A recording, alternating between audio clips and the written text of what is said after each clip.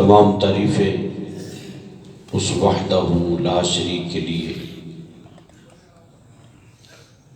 درود و سلام احمد مجتبیٰ جناب محمد مصطفیٰ صلی اللہ علیہ وسلم کی ذات ببرکات پر کہ جن کے وسیلہ جلیلہ سے یہ کائنات عالم عرض وجود میں آئی اور ہم کو قسم قسم کے انعامات سے نوازا گیا۔ اللہ رب العزت کا بے پایا لطف و کرم ہے جس نے ہم سب کو ایمان اور اسلام کی دولت سے مالا مال فرمایا۔ اللہ رب العزت اس پر ہم سب کو استقامت نصیب فرمائے اور اسی پر ہم سب کا خاتمہ فرمائے۔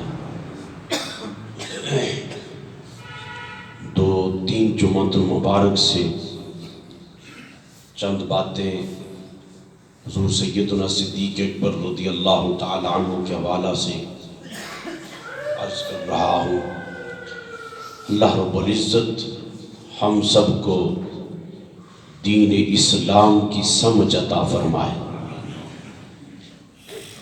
اگر میں آپ احباب سے ایک بات پوچھوں تو کسی بندے کو یاد نہیں ہے، لیکن مجھے یاد ہے قبلہ حضرت صاحب رحمت اللہ تعالی علیہ کی بات کرتے ہوئے تھوڑی سی بات کہی تھی اور تھوڑی سی بات رہ گئی تھی، لیکن ہماری توجہ بیٹھے ہم یہاں ہوتے ہیں، روح پتہ نہیں کدھر گھوم رہی ہوتی ہے، خیالات ہمارے کہیں اور گھوم رہے ہوتے ہیں، وجود اتر ہوتا ہے۔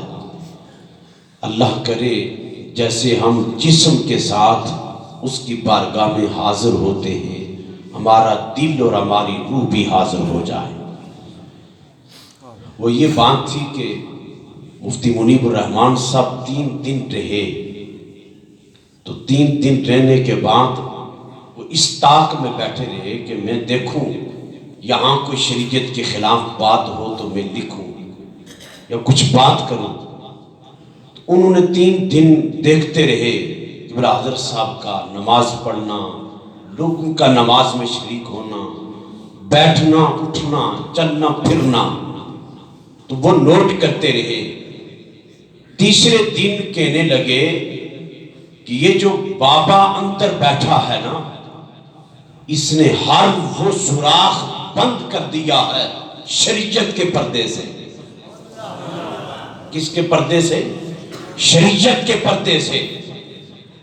انہیں ہر وہ سوراخ بند کر دیا ہے جس کسی سوراخ سے امکان تھا کہ شیطان داخل ہوگا، انہوں نے شریعت کا پردہ لگا کر شیطان کا داخلہ ہی بند کر دیا ہے۔ یہاں صرف سنت پر عمل کیا جاتا ہے۔ شریعت کی روح، اگر آپ فرماتے ہیں کہ اگر کسی بندے کو شریعت کی روح دیکھنی ہو اور شریعت چلتی پھرتی نظر آتی ہو اور طریقت کا نور دیکھنا ہو تو آپ فرماتے ہیں گلہار شریف چلے جاؤ، وہاں شریعت کا نور بھی نظر آتا ہے، طریقت کا نور بھی نظر آتا ہے۔ اور پھر یہاں سے بات یہاں تک لے آیا تھا کہ حضور سیدنا صدیق اکبر نے جب سارے سوراخ بند کر دیے، ایک سوراخ رہتا تھا جہاں سے کوئی موذی جانور داخل ہو سکتا تھا، لیکن قرآن مجید کے الفاظ پر آپ نے غور کرنا ہے۔ جب سیدنا صدیق اکبر اندر داخل ہو گئے، حضور کو آج کی حضور آپ آ جائیں، صرف جو فرض پڑتا تھا، جسم ڈانپنا تھا وہ ڈانپا ہوا ہے، تن سے کرتا اتار کر اس کے ٹوٹے ٹوٹے کر کے سوراخ بند کر رہے ہیں۔ کس کے لیے؟ حضور کے لیے۔ اور پھر جب وہ پہاڑی چڑھ رہے تھے، حضور کے ساتھ ساتھ تھے نا، تو صدیق اکبر کبھی سرکار کے آگے کبھی پیچھے ہوتے ہیں، کبھی دائیں کبھی بائیں۔ محبوب کریم نے پوچھا صدیق یہ کیا منظر ہے؟ کبھی آگے ہو جاتے ہو، کبھی پیچھے ہو جاتے ہو، کبھی دائیں ہو جاتے ہو، کبھی بائیں ہو جاتے ہو، یہ منظر کیا ہے؟ صدیق عرض کرتے محبوب اپنا خوف نہیں ہے تمہارا غم ہے. اپنا خوف نہیں ہے تمہارا غم ہے. آگے دائیں پیچھے اس لیے ہوتا ہوں کہیں طرف سے کوئی دشمن آپ کو تکلیف پہنچانا چاہے وہ آپ تک نہ پہنچے پہلے صدیق تک پہنچے. پھر جب اندر چلے گئے بیٹھے حضور اندر داخل ہوئے نا تو وہ کھوجی جو کھوج لگا رہے تھے لگاتے لگاتے غار کے دانے پر پہنچے. اللہ پاک نے مکڑی سے کہا جالا لگانا.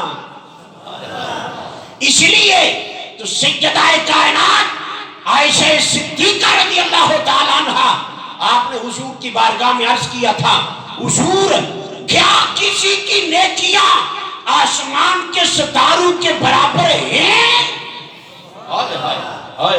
محبوب کریم صلی اللہ علیہ وسلم نے اب عائشہ کا جو پوچھنے کا تخیل تھا جو ارادہ تھا جو نیت تھی جو من کے اندر بات تھی وہ یہ تھی کہ حضور میرے بابا جی کے متعلق فرمائیں گے. دل کے اندر بات یہ تھی. محبوب کریم نے فرمایا عائشہ ہاں میری امت میں سے میرے صحابہ میں سے عمر ایسا بنتا ہے جس کی نیکیاں ستاروں کی تعداد کے برابر ہے. اللہ اکبر. توجہ کرنا جی. عائشہ خاموش ہو گئی نا کیونکہ دل میں ارادہ کچھ اور تھا پوچھنے کا. خاموش ہو گئی. محبوب کریم مسکرائے اور محبوب کریم نے مسکرا کر ارشاد فرمایا عائشہ چپ کیا ہوئی ہو پریشان کیا ہوئی ہو ٹینشن کے لیے اے حضور ہماری مرضی کچھ اور سی ہمارا ارادہ کچھ اور تھا. حضور نے فرمایا عائشہ یہ جملہ دل پر اترنا چاہیے. حضور نے فرمایا عائشہ عمر کی ساری زندگی کی نیکیاں ایک طرف ہے صدیق کی غار کی نیکی ایک طرف ہے. وہ کیوں جی اب صدیق کی غار میں نمازیں تو ویسے بھی پڑھتے تھے حضور کے پیچھے لیکن غار میں کیا کیا توجہ اللہ نے کیا کہا لا تحزن ان اللہ معنا. قرآن مجید کے الفاظ پر غور کرنا ہے. جب بندے کو اپنی ذات کا کوئی فکر ہو نا تو بندہ کہتا ہے مجھے خوف ہے مجھے خطرہ ہے. اللہ نے قرآن مجید میں لا خوف نہیں کہا لا تحزن کہا ہے. صدیق کو اپنا خطرہ نہیں تھا. جب کسی کا غم ہو کسی کے متعلق سوچے تو لا تحزن بولا جاتا ہے. صدیق کو اپنا خطرہ نہیں تھا. صدیق کو اگر خوف تھا غم تھا خطرہ تھا محبوب کریم کو کوئی تکلیف نہ پہنچائے اللہ پاک نے کہا ہے صدیق تو میرے یار کا غم کرتا ہے نہ تو میرے یار کا غم نہ کر. یار کے ساتھ بھی میں ہوں تیرے ساتھ بھی میں ہوں. لا تحزن جو یار کا خطرہ محسوس کرے اللہ کہتا ہے میں اسے بھی خطرے سے محفوظ کر لیتا ہوں. توجہ کرنا.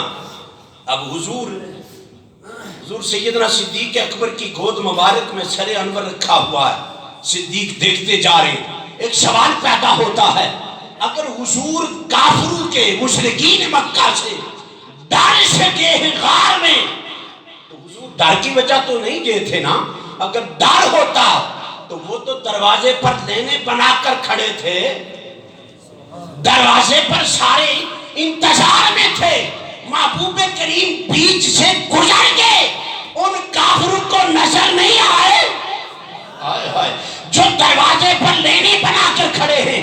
محبوب کریم کو کافروں کا کوئی خطرہ نہیں تھا بس ایک راز تھا. فرمایا صدیق میں نے غار میں جا کر تنہائی میں جا کر تجھے اپنا فیض عطا کرنا ہے جہاں کوئی دوسرا نہیں ہوگا. اور پھر جب کافروں کو صدیق اکبر نے دیکھا نا غار کے دانے پر تو صدیق کہتے سونے محبوبہ اے پہنچائے نا جی انہیں ہو کے تین نہ تکے آنا اسن نظر تے آج آسن. محبوب فرمایا صدیق سنو جی. محبوب فرمایا صدیق اگر وہ یہاں سے داخل ہوں گے میرے محبوب نے غیر ارادی طور پر ایک ارادہ ہوتا ہے ایک غیر ارادی ادھر سے آئے ہم ادھر نکل جائیں گے. سنیا جی توجہ کرے ایمان تازہ ہو سی حضور اے غیر ابے تو انیا کی تانا باڑ پھٹیا. صدیق اکبر کہتے ہیں غار تھی, دروازہ ایک طرف سے تھا, محبوب نے ویسے اشارہ کیا, پہاڑ کے دو ٹکڑے ہو گئے. صدیق کہتے ہیں میں تو غار شور میں تھا, مکہ میں تھا, محبوب کے اشارے کی وجہ سے حبشہ کے اندر جو سمندر تھا میں نے دیکھ لیا. صدیق اکبر نے حضور نے یوں اشارہ کیا, وہاں بیٹھے بیٹھے حبشہ کے اندر سمندر نظر آ گیا. اور پھر صدیق اکبر کہتے ہیں میں نے وہاں کشتیاں چلتی ہوئی دیکھی. 3 دن اور 3 راتیں صدیق اکبر نے رج رج کے مصطفیٰ کو دیکھا. سارے یار حضور دے سونے نے پریشارے خار دیا کیا پاتا میں کیتا پیار حضور نال بڑیاں نے. سارے بولو یارا کیتا پیار حضور نال بڑیاں نے, کیتا پیار حضور نال بڑیاں نے, پریشار خار دیا کیا باتا نے. صدیق دی آلہ ہستی ہے, صدیق دی آلہ ہستی ہے, جڑی جینو عشق دی مستی ہے. تائیو ڈنگ مار کے سب بولے آسی, تائیو ڈنگ مار کے سب بولے آسی.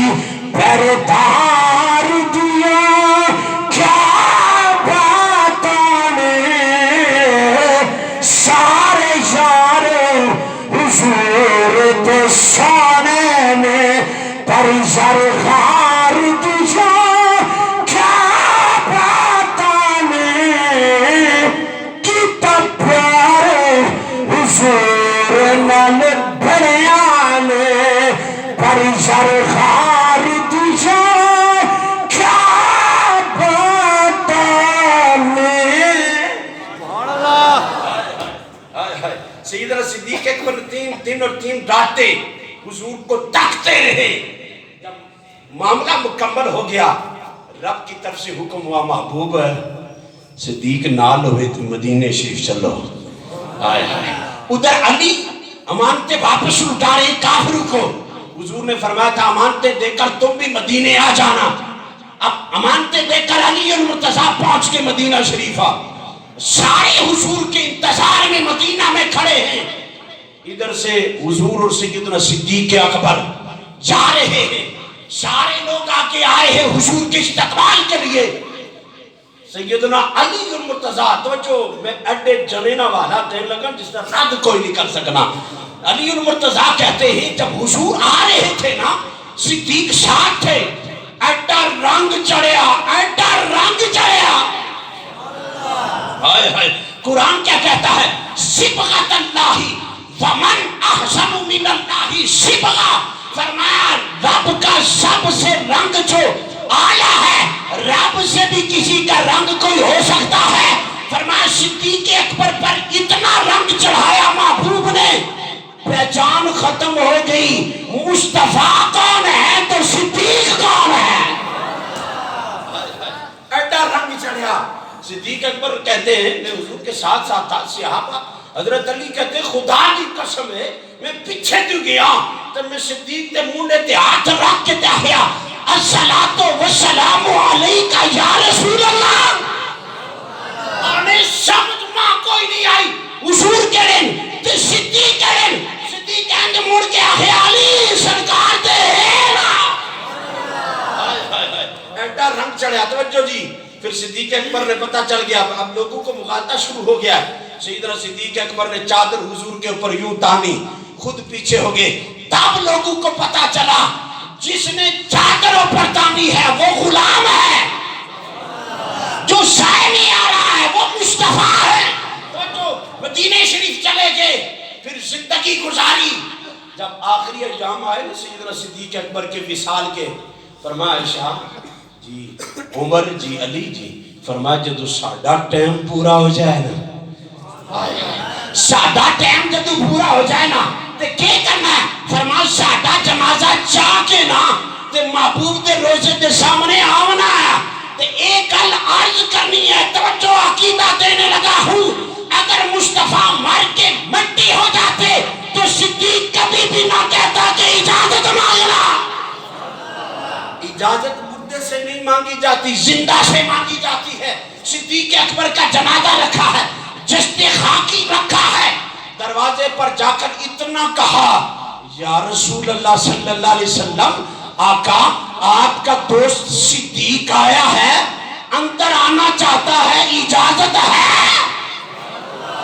سارے بولو نا یارا، اندر آنا چاہتا ہے، اجازت ہے؟ توجہ کرنا، اندر روزائے پاک سے آواز آئی، ادخل الحبیبہ الی الحبیبی، فرمایا اے اجل تا ساڈا یار ہے، قیامت تک ساڈے نال سوئے گا۔ اور توجہ جی، ٹائم تھوڑا میں گل مکانا چاہنا ہے، اور آج میں گل ویسے ہی مکانا چاہنا ہے۔ توجہ، سیدنا صدیق اکبر حضور کے روضہ پاک میں مدفن کر دیے، حضور کی دائیں سائڈ حضور سیدنا صدیق اکبر کو دفن کر دیا۔ توجہ، ایک عقیدہ مسلمہ ہے، جہاں سے سرکار کی تخلیق کے لیے مٹی اٹھائی گئی ہے حضور کا جشن انور تیار کرنے کے لیے، اسی مٹی کے ساتھ مٹی صدیقی ہے، اور اسی صدیق کے ساتھ مٹی عمر بن خطاب کی ہے۔ جس مرضی عقیدے کا بندہ ہوئے یہ بات ضرور مانے گا، جہاں سے بندے کو تخلیق کرنے کے لیے مٹی لی جاتی ہے وہاں بندہ دفن ہوتا ہے، جہاں سے بندے کو تخلیق وہاں بندہ دفن ہوتا ہے، وہاں کی مٹی مرنے کے بعد نصیب ہوتی ہے۔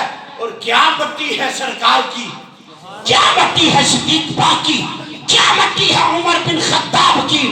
نام آنے سے ابو بکر عمر کا لب پر تو بکھرتا ہے، وہ کالیا تو بکھرتا ہے، وہ پہلوں میں سلائے ہوئے ہیں۔ بات ختم کرنے لگا، حضور نے فرمایا صدیق کو آنے دو میرے ساتھ۔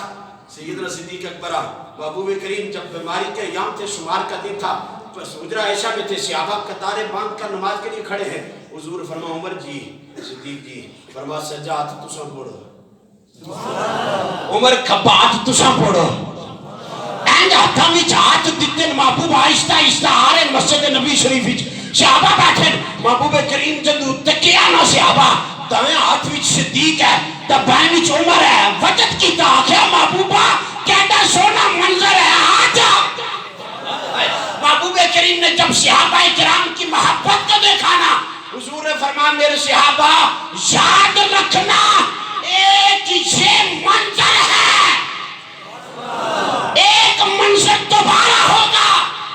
عرض کی محبوبہ او کدو ہو سی، ہائے ہائے او کدو ہو سی۔ محبوب کریم فرمایا جیسے میں صدیق اور عمر حجرہ عائشہ سے جہاں آئے ہیں نا، قیامت کے دن کل نبی وہاں ہوں گے، کل امتیں وہاں ہوں گی، کل میرے ماننے والے وہاں ہوں گے۔ فرمایا میں قیامت کے دن جب قبر سے اٹھوں گا، دائیں صدیق ہوگا، بائیں میرا عمر ہوگا۔ اللہ رب العزت تاجدار کائنات صلی اللہ علیہ وسلم کے توسل سے صدیق اور عمر کا پیار ہمیں بھی نصیب فرما۔ وآخر دعوانا ان الحمدللہ رب العالمین۔